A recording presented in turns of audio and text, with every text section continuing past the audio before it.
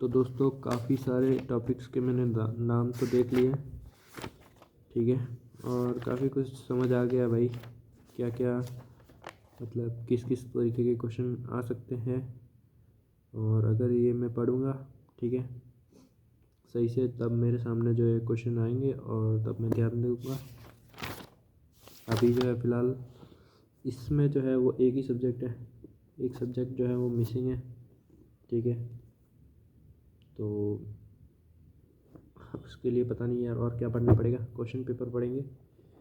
फ़िलहाल जो है पता चल गया है तो अभी क्वेश्चन बनाने लग जाता हूँ, ठीक है। उसके शॉर्ट आंसर लिखने लग जाता हूँ, जिसका आंसर होगा भाई 2 पेज 4 पेज में, और उसका अपन आंसर बनाएंगे 2 लाइन में, ठीक है, या शायद 1 लाइन में, या फिर आंसर बनाएंगे नहीं, बस दिमाग में याद रख लेंगे और बस अपना काम हो जाएगा दोस्तों।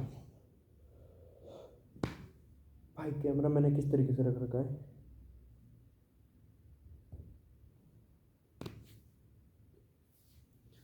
तो दोस्तों बस यही है भाई, मैं आपको बताता हूँ मैंने किस तरीके से पढ़ाई करता हूँ या किस तरीके से करने वाला हूँ, मैं आपको बताता हूँ। शायद मैंने क्या किया हुआ है, ये देखो।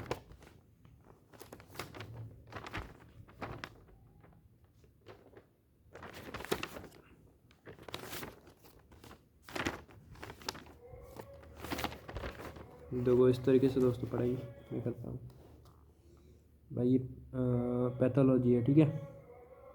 भाई ये जितने भी सारे क्वेश्चन है 1 2 3 4 5 6, और 6 के 6 आंसर भी मैंने यहाँ पे लिख दिए है अपने हिसाब से, मतलब छोटा छोटा, 7 8 9 10 11 12 13, 12 नहीं लिखा, शायद 13 लिख दिया। वापस देखो 1 2 3 4 5, मतलब जितने भी सारे ये दिख रहे हैं ना आपको, ये अपने हिसाब से मैंने, ये देखो इनके आंसर तो देख रहे हो, सिर्फ एक एक लाइन में 17 18 19 20 21 22 23 24, समझ रहे हो, एक एक लाइन में सिर्फ आंसर लिखा है मैंने। तो इस तरीके से भाई मैं तो पढ़ाई करता हूँ, ये मत देखिए।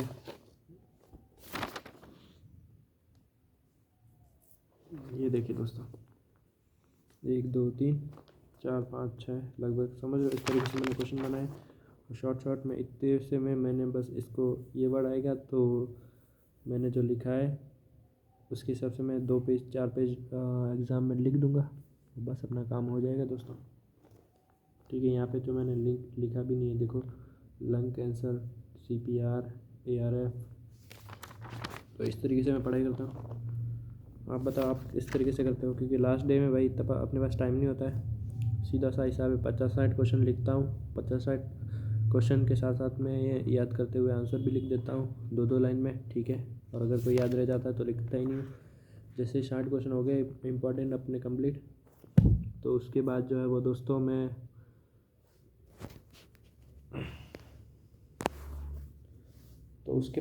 दोस्तों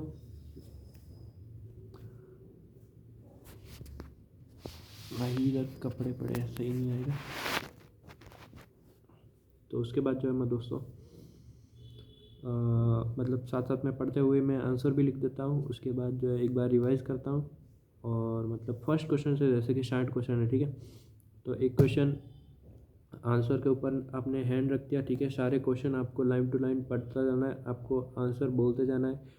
इंग्लिश प्रॉपर नहीं आ रही है, कोई दिक्कत नहीं है, जिसको बहुत जन हो, क्योंकि मेरे यहाँ पे तकलीफ़ होती है इंग्लिश पढ़ने में, समझने में, ठीक है। तो आंसर बस रख दो, उसके बाद अपने हिसाब से जो भी आंसर आप बना सकते हो वैसा बनाओ। फिर सेकंड क्वेश्चन, आपको अगर लगता है कि आप सेटिस्फेक्शन हो, मतलब सेटिस्फेक्शन आपको मिल रहा है कि भाई हाँ यार मैंने जितना लिखा है उसका 90% तो बोला है, तो ठीक है।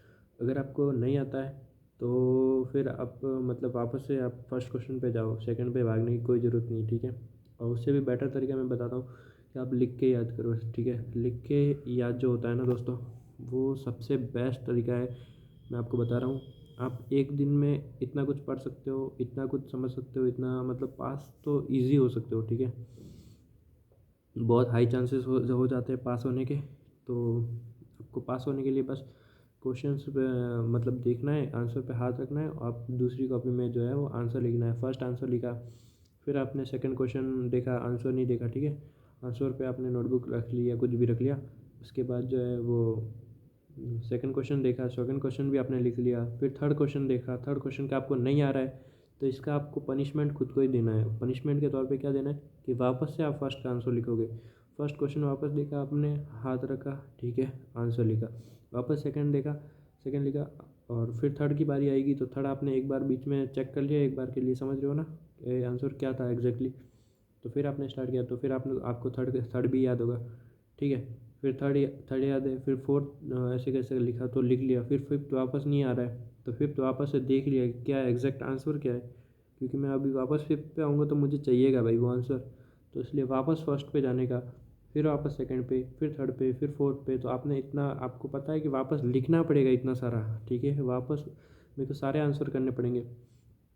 तो इसलिए आप क्या है कि आपका दिमाग जो है वो मतलब प्रेशर में आके उस चीज़ को याद रखेगा, ठीक है। फिर फिफ्थ आंसर भी आपको याद आ जाएगा। नहीं आता है तो वापस करो, ठीक है। ऐसे ऐसे 2-3 घंटों में आप पूरा जो है वो 50-60 क्वेश्चन ईजिली आप याद कर लोगे, मेरे को पता है, ठीक है।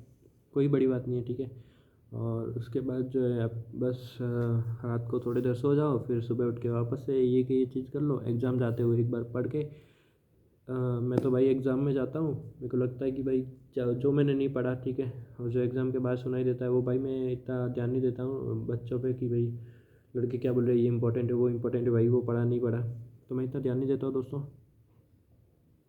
बट जो है आपको लगता है कि ये मैं भूलने वाला हूँ ये चीज़, इसके इतने सारे पॉइंट है, इसके इतने सारे टाइप्स है, ठीक है, तो ऐसी कुछ चीज़ भूलने वाली हो, आपको लगता है वो एग्ज़ाम में आएगा। एग्ज़ाम में गए, जैसे आपको नोटबुक मिली तो एग्ज़ाम में आपको सबसे लास्ट में जाना है। मतलब ऐसा नहीं कि गेट बंद हो जाए, ठीक है, लेकिन उस टाइम जाना है लगभग जब आपका जो है वो मतलब पेपर बांटने का टाइम हो जाए, लगभग उस टाइम पे जाना है आपको।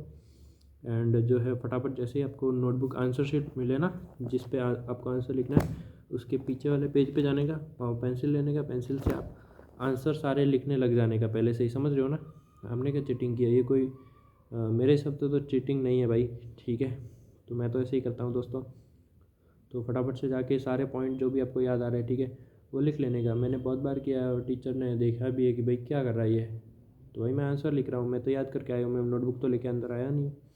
अपने दिमाग में जो लिख रहा हूँ, आंसर शीट दी है, क्वेश्चन मिला नहीं मिला उससे मेरा क्या लेने देना, समझ रहे हो।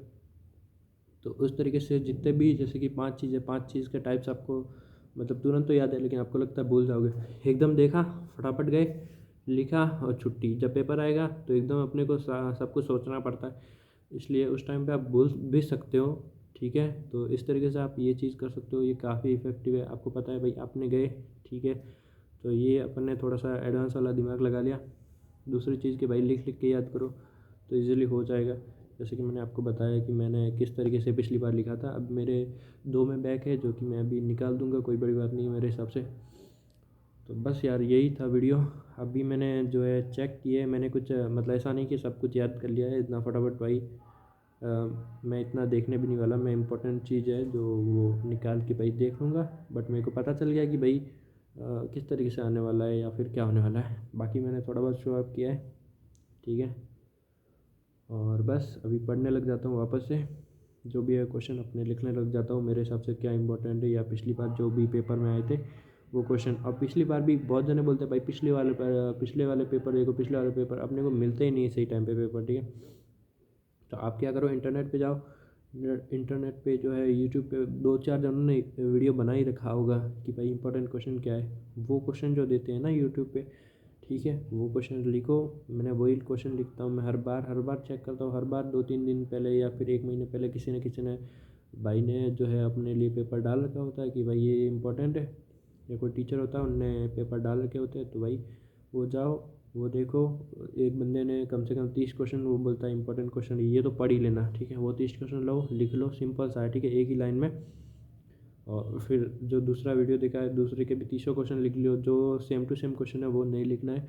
बाकी 50-60 क्वेश्चन आपके पास ऐसे हो जाएंगे। 50 थोड़े बहुत आपके जो साथ में रहता है या फिर आपके क्लास वाला है किसी को पूछ सकते हो तो ठीक है, वरना कोई ज़रूरत नहीं है। आप यूट्यूब से ही देख के ईजिली पास हो सकते हो, कोई बड़ी बात नहीं है, ठीक है दोस्तों। मैंने थोड़ी सी लापरवाही की क्योंकि ये फार्मेकोलॉजी जो है वो मतलब ऐसा सब्जेक्ट है कि अपने को कोई लाइफ टाइम में मतलब पहले ऐसा मेडिसिन वाला कभी ज़रूरत पड़ा नहीं है, ठीक है। बायोलॉजी में जो बॉडी के बारे में, प्लांट के बारे में, एनिमल के बारे में तो अपने को पहले से नॉलेज है, ठीक है।